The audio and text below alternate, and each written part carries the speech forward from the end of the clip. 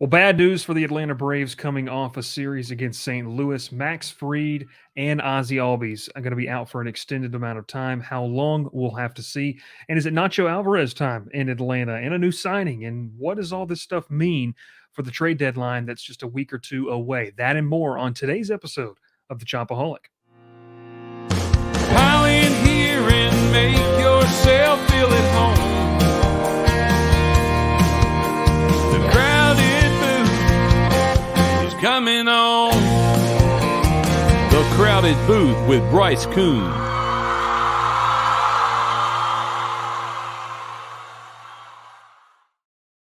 We welcome you in. My name is Bryce Koon alongside Logan Whaley. Yes, college football 25 is out, but we are still watching the Braves. And Logan, I love the Braves. And Like so sickos. like sickos that we are. Yeah. But you know what? I'll say this. If you want to talk more about the Braves and look like the Braves, follow the channel, subscribe to the channel, make sure you like the podcast, and obviously on Apple Podcasts as well. We're hearing us on our own platform, still a part of the Crowded Booth network we'll talk about. But we're excited. We're excited to kind of continue talking at the Atlanta Braves, although Logan, you and I were joking right before this.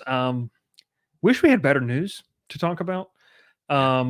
We got a couple topics and we're going to run with it. But so far, man, how's your month of July going as you get ready for the fall and your addiction to college football 25? And are you ready for the online dynasty that we've got? We're prepping. I'm ready. I'm ready. I've got my recruiting board set up. I'm good to go. Taking over the Hilltoppers of Western Kentucky. Look, my goal. I mentioned the sickos word. The sickos committee is one of my favorite accounts on Twitter, and just to be able to take over a dynasty in college football 25 that, for me, I wanted to take over the most sickos team possible for some of these. So obviously Western Kentucky's on there, Arkansas State, ULM probably is on the list. Yeah. I'm stoked. I'm stoked to see just all of the possibilities with that and try to get my mind off of the depressing Braves injury news that's out there as well. Well, we'll kick it off with that. Obviously, the big news coming out of the weekend was that we'll start with, obviously, Max Fried. Fried and Albies are going to head to the IL. We do have a little bit of a time frame potentially on Ozzie Albies. They said 8 weeks. We're looking around maybe early to mid-September. And I think a lot of that's going to depend on, too, and this is probably the first time I've said this year, is if Atlanta is still in the playoff hunt. If they're not, I don't think there's a reason for Ozzie Albies to try to come back. Just me personally. Rest up. Now, it would take a lot for them to not be in the hunt whatsoever. Want to lay that out there, but we'll kind of get to that. But, man, Max Fried, elbow soreness, he was feeling some controversy whether he should have even, went to the All-Star game, stuff like that. Should he have just rehab? But, man, let's talk about these two injuries because, Logan, this is frustrating for a team that just cannot seemingly put a starting 9 out there, including a rotation at times that's just fully healthy. Obviously, the big news was Spencer Strider earlier in the year, Ronald Acuna in May, Michael Harris, and Brian Snicker. I don't know if you listened or saw some of the quotes.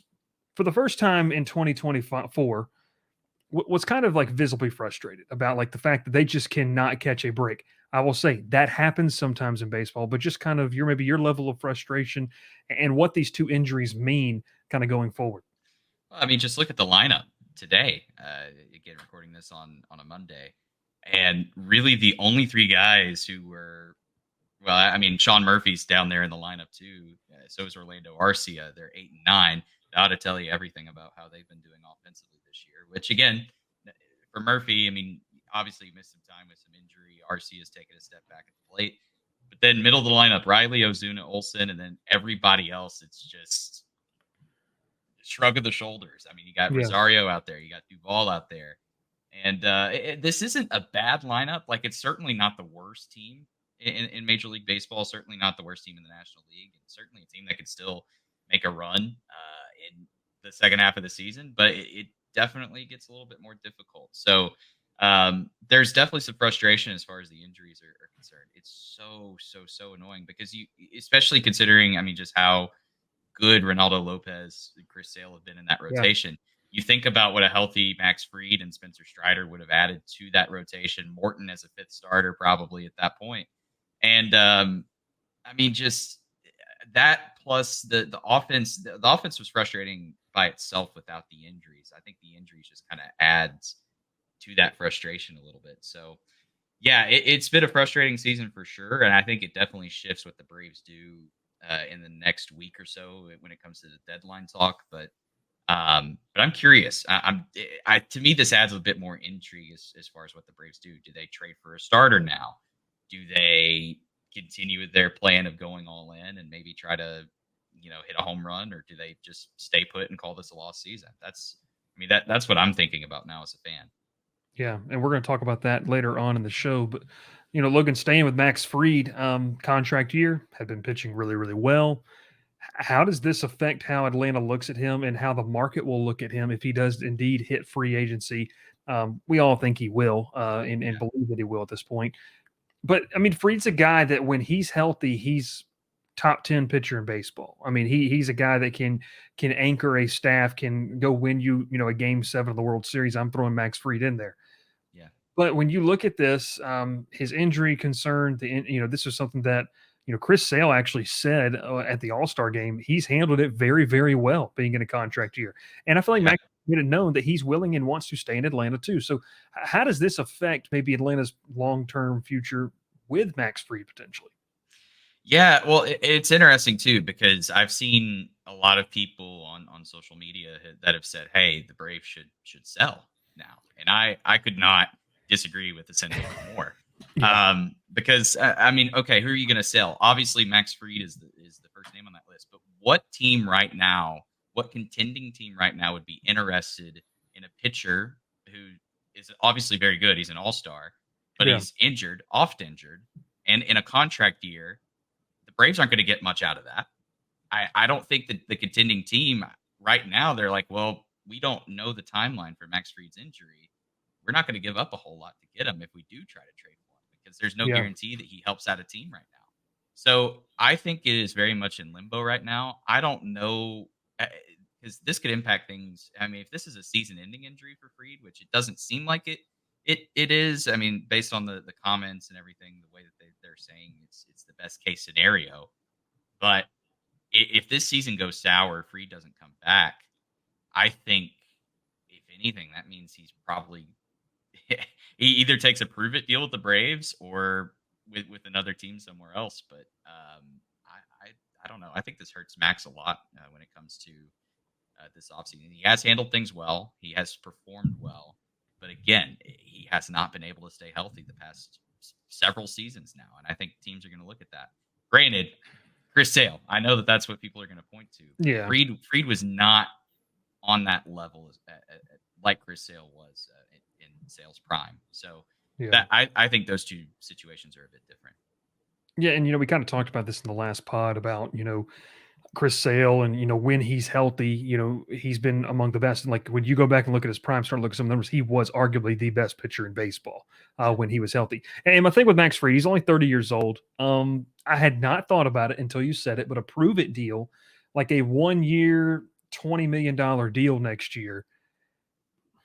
I could see that happening if Fried doesn't pitch again in 2024. Now we'll see what happens. Obviously, this is kind of more of the speculation aspect of it, but I could see that happening. That's interesting fodder there. I mean, what team right now would give Max Fried a long-term contract? I mean, that's my thinking. Obviously, the bigger market teams probably would because they have the money. Dodgers, Yankees. Outside of that, I don't know. Right, but I mean, given how much pitchers are going for now, I mean, I just don't know if a team. I mean, it'd be a risky move for a team. Yeah, it could pay off for sure, but and especially, I mean, you look at the way that trends have been going too. And pitchers have been getting a lot of money, but I mean, even you look at last postseason, with Jordan Montgomery, right? He was a hero in that postseason and didn't really amount to much in free agency. I mean, the top two left-handed pitchers, it didn't. I don't think it went the way that things would have. I don't think it went the way that they would have hoped. Yeah, it would have gone. Now, obviously, Fried is much better than those two guys, Eduardo and Montgomery. But I don't know. I just feel like this offseason is going to be a gigantic question mark for Fried. Yeah, I agree with you. Anything on Ozzie Albies? I mean, I know this is a guy who has had repeatedly arm, hand, wrist injuries. I will say this: Logan, I need to stay off. I was on Braves Facebook the other day.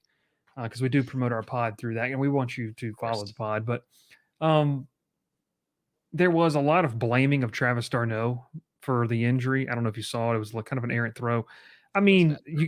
to me, this is it's a freak thing though. Like, I mean, this is part of the game. Stuff Yeah. like this is going to happen. Is there a concern because that's another guy who, yeah, we feel like all these guys are on long term contracts. Ozzy always going to be one of those first guys that kind of comes up. He's been hurt. He's battled some injuries.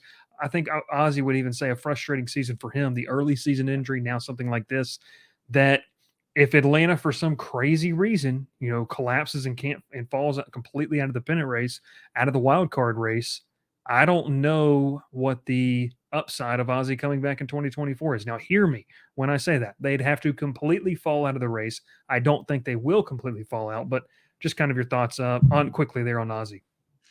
Yeah, and again, it is frustrating. I mean, obviously, the play itself. I mean, considering the situation, I mean, it's one of those deals where, I mean, I guess you're trying to get an out any way you can get it. Especially, I mean, a 3-run game, and Cardinals were threatening with runners at the corners at that point. Yeah. But I don't know. I mean, it was definitely a freak play, freak accident, and again, frustrating season for Ozzy. But long term, I'm not overly concerned with him. I mean, I mean, he's the guy. He's the guy at second. I think he's very underrated as a second baseman too. Yeah, I'm with you. I love Ozzy Albies, fan favorite, and kind of I think emerging as a kind of leader and a glue guy in the locker room as well. So that's good. It does bring us to who's going to replace these guys. Now we know that they were at 39 roster spots. And we'll just obviously say this: Nacho Alvarez going to be called up. Logan, is he in the lineup tonight? I have not seen a Yeah, lineup. So he's Nacho batting. Alvarez. He's batting second.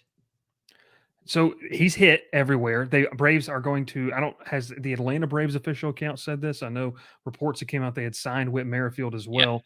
they did. Um, I think they DFA'd Forced Wall, okay, and okay.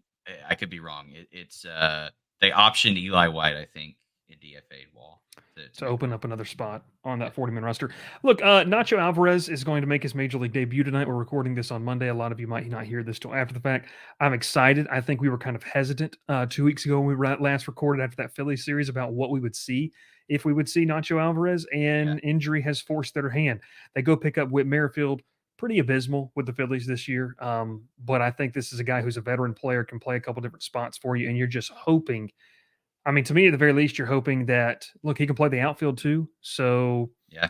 he could platoon with Eddie Rosario in left. And if Nacho's not ready, or Orlando Arcia continues to be really bad, um, you're going to have to get creative, and that's the word that Brian Snicker used. But your thoughts on Alvarez first, because I won't. I'm not going to say he hasn't earned the promotion.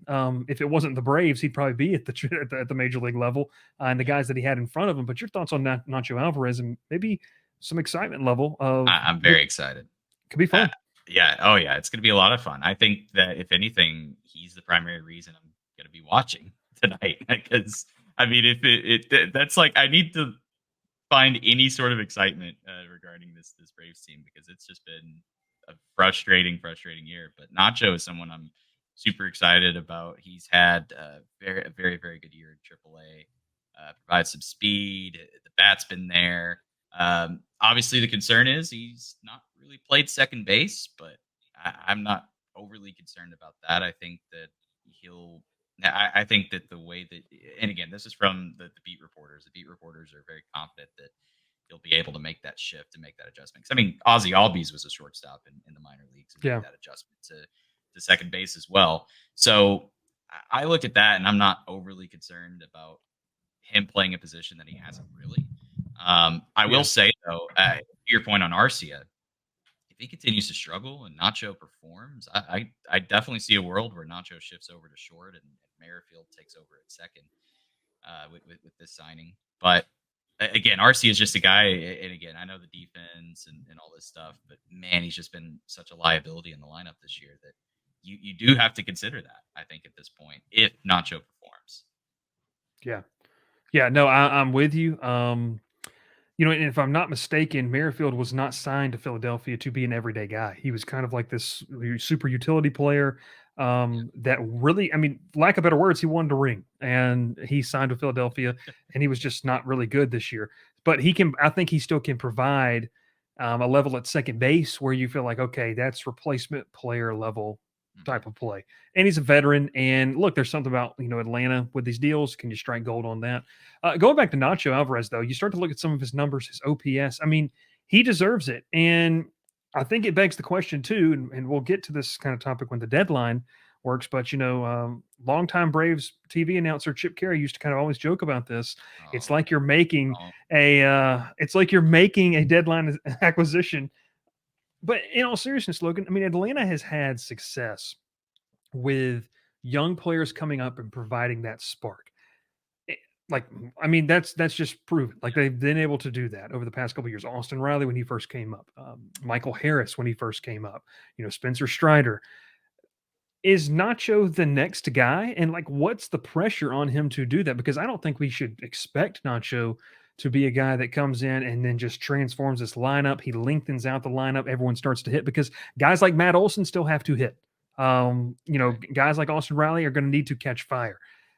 Your thoughts on, what's the realistic expectations for Alvarez? Because obviously they're confident he's sitting in that two hole and he knows how to handle the bat, but the major leagues is a different animal. It is, and I don't know if he can come up and make an immediate impact like the guys you talked about. Yeah. And again, it's just the unknown of a prospect, right? But and Nacho is a guy that was, I think, kind of a borderline top 100 MLB prospect.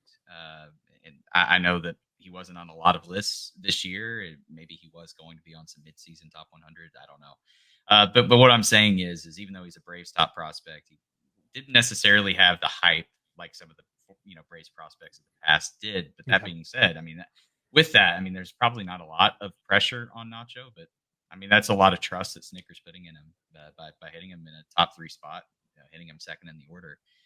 So I'm excited to see what he provides. I don't know necessarily about the pressure. Obviously, Yeah. this is a Braves team that's still trying to hold on to that wild card spot at this point. I mean, they're still in the right. They're still in the lead, right? I know the Cardinals were second entering this I'm series. I'm looking up right now, but yeah. Yeah. Either way, they've got one of the first. They got one of the 2 wild card spots. So Mhm. obviously, it's going to bring some pressure. But I mean, with the guys that are hitting around him, I mean, not a bad place to get sandwiched in between Kelnick and Riley and Ozuna behind him as well. So I like it. I do. Yeah, and I think too, I mean, to that point of what is the realistic expectations, like a lot of us have been just, and I said this, a couple podcasts ago, just spoiled about what Atlanta's been able to do at such a high level for this amount of time. It's kind of crazy. Like it really is, like when you kind of get to it, because not a lot of the teams are doing this. And I'll go ahead and read it off to you. Atlanta still has a 2.5 game lead on St. Louis for the top wild card spot. It goes Atlanta, St. Louis, and then there's I forgot there's 3 wild card winners. So the Mets and the Yeah, that's right. Diamondbacks and Padres are in a 3-way tie.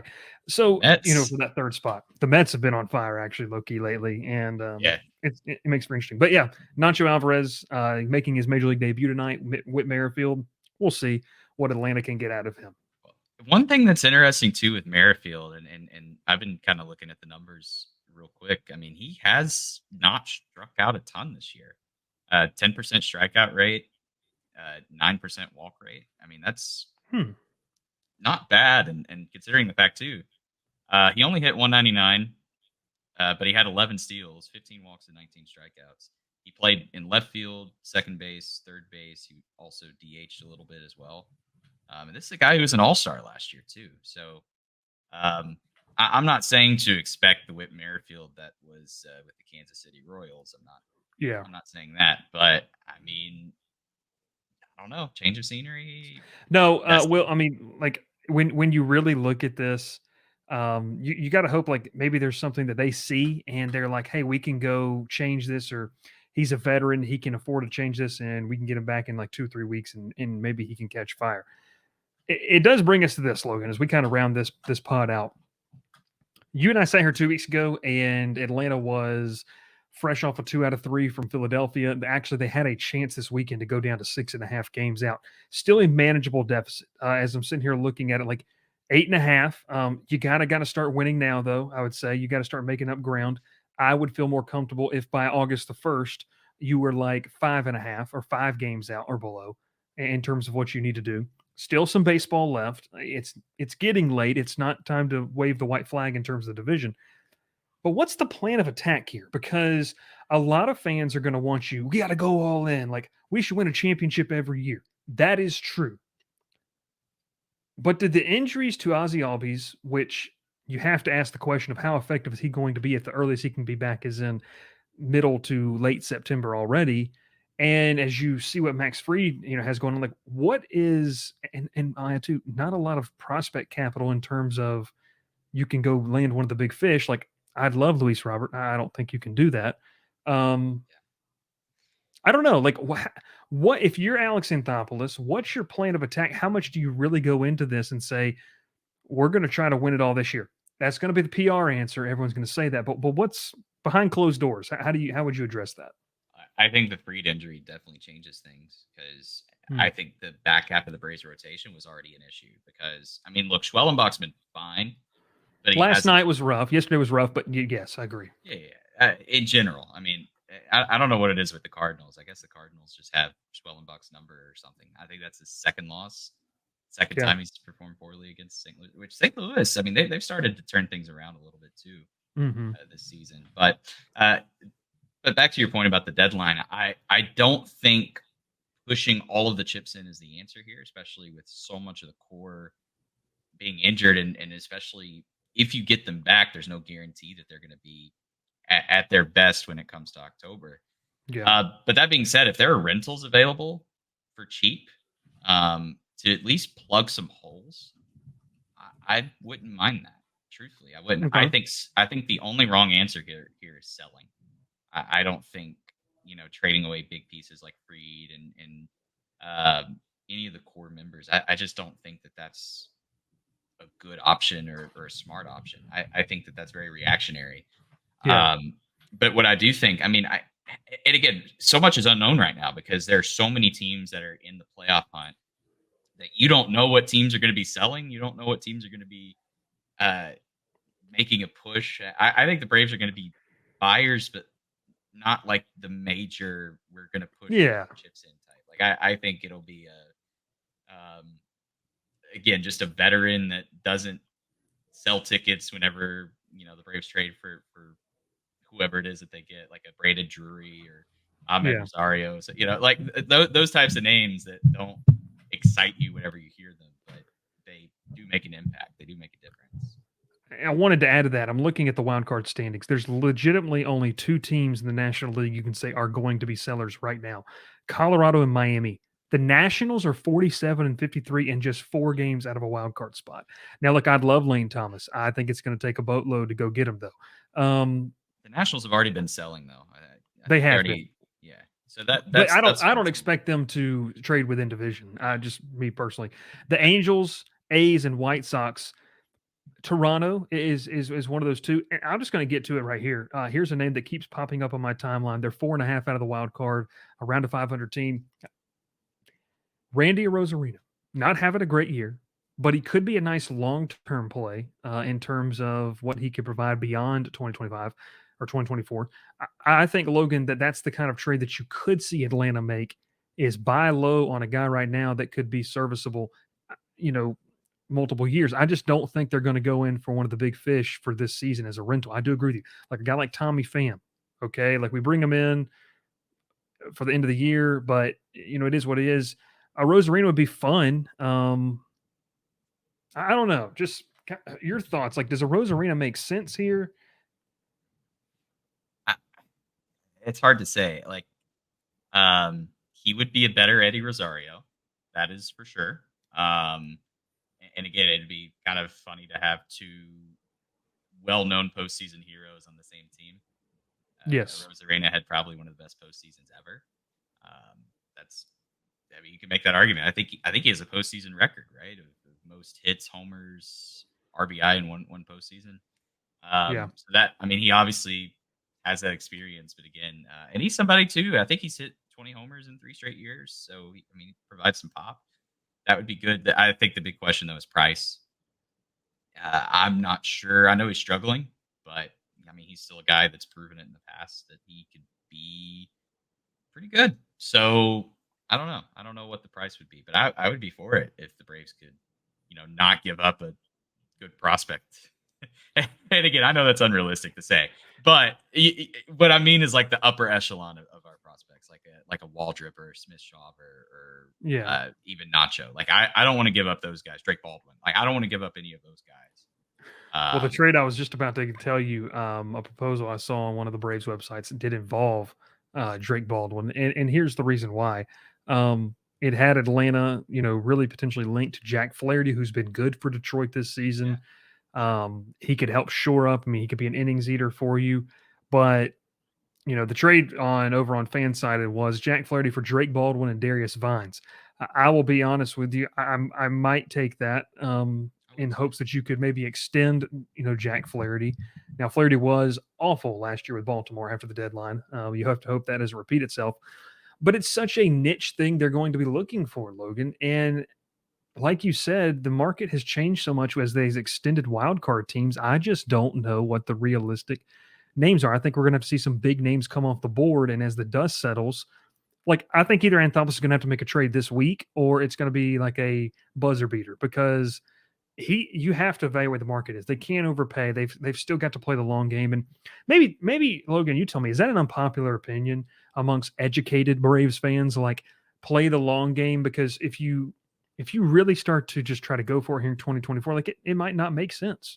It really might I not don't make think so. sense. I mean, I don't know if you can look at this team right now and say this is a team that's right now in its current state going to beat the Phillies in a best of five. Like I just don't see that. Or beat Yeah. the Orioles, beat the Yankees in a World Series. Like there's just no way to Yeah. me. And again, I obviously I mean it could happen and we wouldn't be surprised. Oh, okay, this offense finally figured it out. But I don't know. It just feels like an uphill battle. So I'm with you that the long game would be it'd be great. It would be. I just don't know the options that are out there right now. I mean, you mentioned Flaherty, but again, older piece. I mean, he's well, gosh, I say older. He's 28, which Hmm. instant fact check right there for me. But he's been in the bigs for a long time. I would like that as far as this year and maybe if you can sign him to a 2-3 year extension, I'm okay with that too.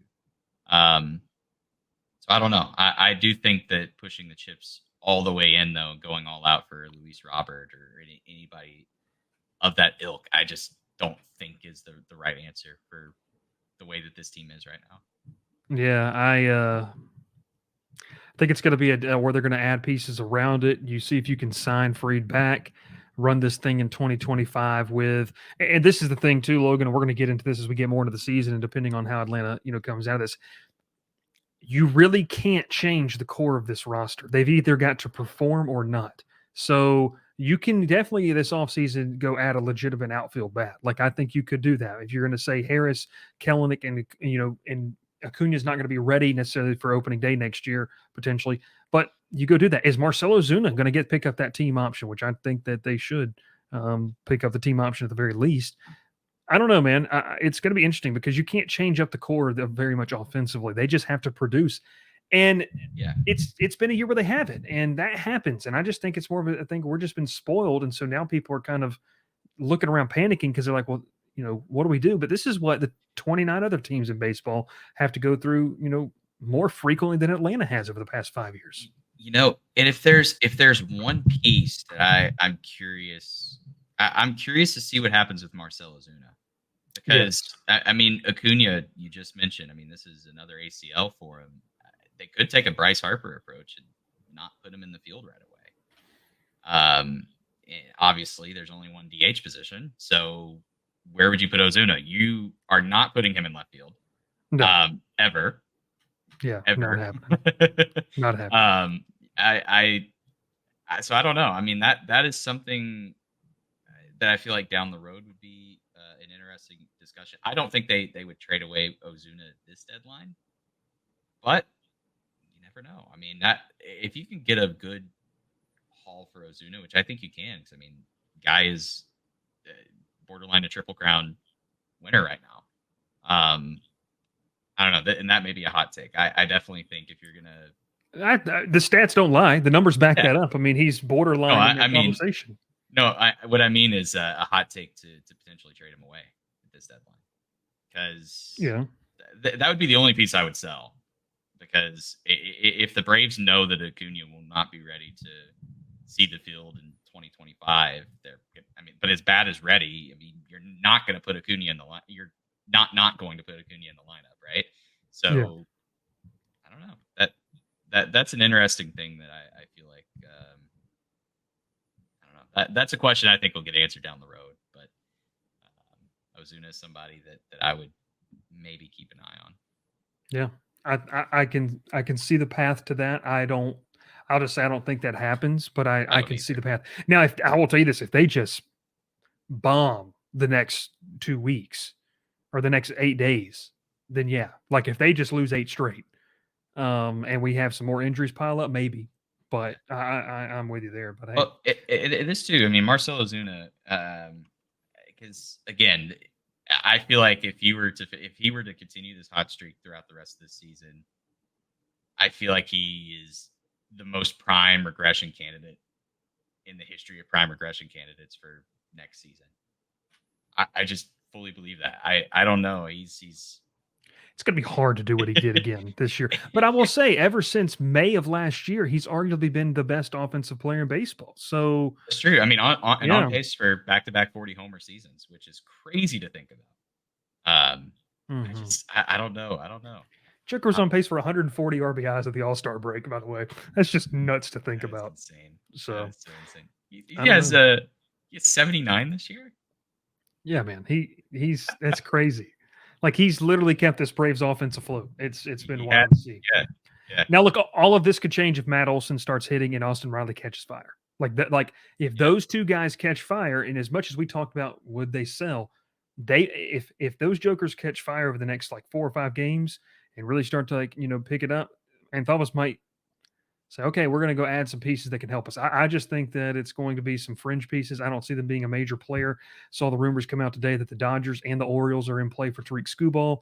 That makes me so sad, especially if he goes to LA, because LA they don't need him. They don't. Well, they do. Well, in their defense, Kershaw, they need pitching. But Kershaw's coming back. Glasnow's back. Like, yeah, they need him. I mean, Gavin Stone's been amazing in the back half of that rotation. I know. I mean, they'll just. Come on. I mean, they'll stack them. They'll just start stacking guys. I mean, Dustin May out for the year. Yamamoto. Bobby Miller. Bobby Miller's not back right this year. No, Bobby Miller's not back. So I mean, I don't know. Okay. If Tariq Skubal goes to LA, though, I'll cry. I will cry so many tears. But you know what? If he goes to LA, that might mean that they don't want another lefty and Max Fried in the rotation. So we may not have to worry about him going back out there. So we'll see. We'll see. Hey, we appreciate you tuning in, listening, watching, wherever you're doing that. If you're watching over on YouTube, make sure you hit that subscribe button right there below Logan. And check us out on thecrowdedbooth.com. We're the Chopaholic, the Braves arm of the coverage of the Crowded Booth. And a quick thing for you. If you are an EA College Football 25 player, make sure you join the Discord, which is the link down below. We talk all things college football, Braves, baseball in general, just good sports conversation. And we're also going to be launching our EA College Football 25 Dynasty. We've got about 12 teams taken out of the 32 slots so far. So continuing to build that up, and we'll get a start date, but all the information is down there as well. He's Logan Whaley. My name is Bryce Koon, and we will catch you next time here on the Chopaholic Podcast.